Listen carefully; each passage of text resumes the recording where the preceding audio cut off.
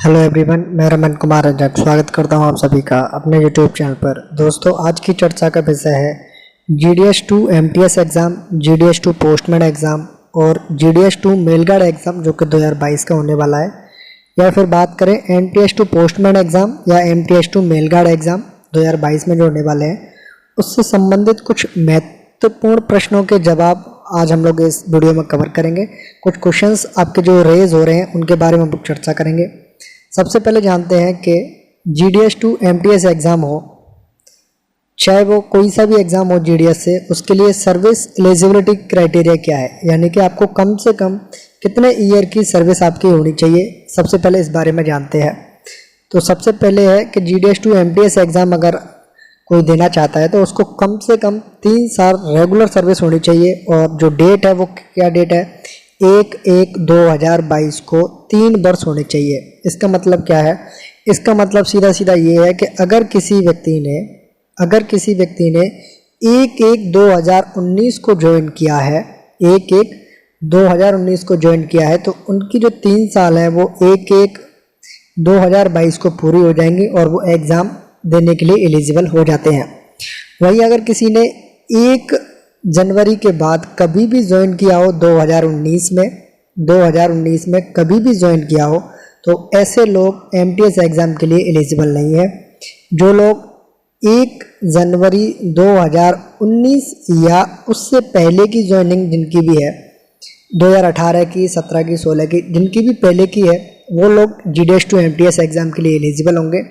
वहीं 1 जनवरी के बाद जितने भी लोग हैं वो इस ईयर के एग्ज़ाम में एलिजिबल नहीं होंगे। वहीं बात करें GDS2 postman mail guard exam के लिए, तो उसके लिए सर्विस टाइमिंग है 5 ईयर का, 5 साल का समय है। कम से कम आपको रेगुलर 5 साल होनी चाहिए।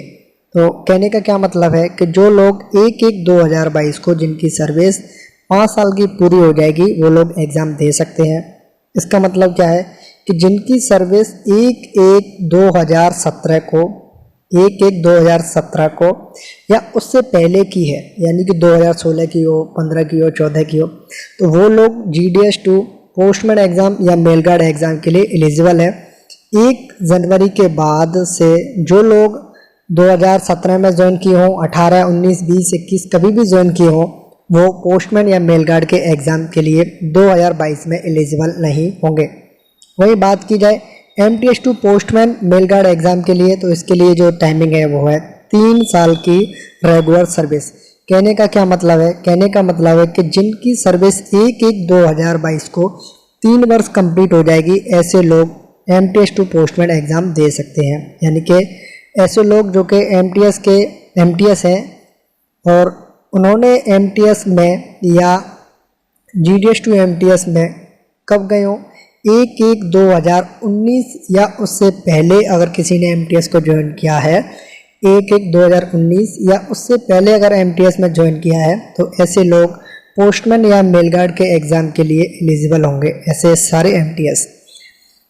सर्विस एलिजिबिलिटी क्राइटेरिया के बाद में दूसरा प्रश्न क्या पूछा जा रहा है, वो ये है कि किसी व्यक्ति ने, किसी भी साथी ने जिसने GDS में प्लस GDS का MTS एग्ज़ाम पहले दिया था और MTS में ज्वाइन कर लिया है, तो प्रश्न ये आ रहा है, क्या सर PA की तरह GDS की जो सर्विस लेंथ है क्या उसको भी काउंट किया जाएगा।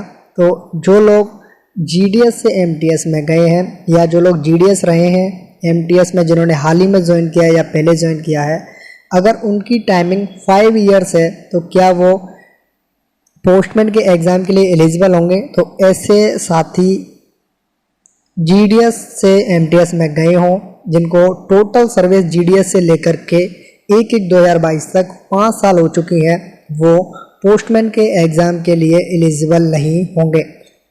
थोड़ा सा कंसेप्ट को दोबारा समझाने की कोशिश करता हूँ। किसी व्यक्ति ने GDS में ज्वाइन किया, MTS में उन्होंने प्रमोशन लिया, टोटल GDS और MTS की सर्विस मिला करके 5 साल अगर हो रही हैं, तो उनका ये पूछना है, क्या सर ऐसे लोग जो GDS प्लस MTS की सर्विस को काउंट करते हुए 1/1/2022 तक जिन्होंने 5 साल पूरे कर लिए हैं, क्या वो पोस्टमैन के एग्ज़ाम के लिए एलिजिबल है। तो ऐसे लोग बिल्कुल भी एलिजिबल नहीं है।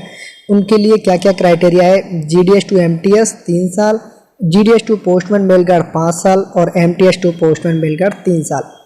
अगर किसी ने GDS में 8 साल की सर्विस की है, मान लेते हैं 8 साल की सर्विस की है GDS में, और MTS में उनको 2 साल हुए हैं, तो उनको कम से कम 1 साल और इंतज़ार करना होगा, क्योंकि MTS टू पोस्टमैन और मेल गार्ड के लिए 3 साल चाहिए होती है। तो आप लोग जिस भी कैटर में, चाहे आप GDS में हो, MTS में हो, उसके अकॉर्डिंग आप लोग इन सर्विस एलिजिबिलिटी क्राइटेरिया को ध्यान रखोगे।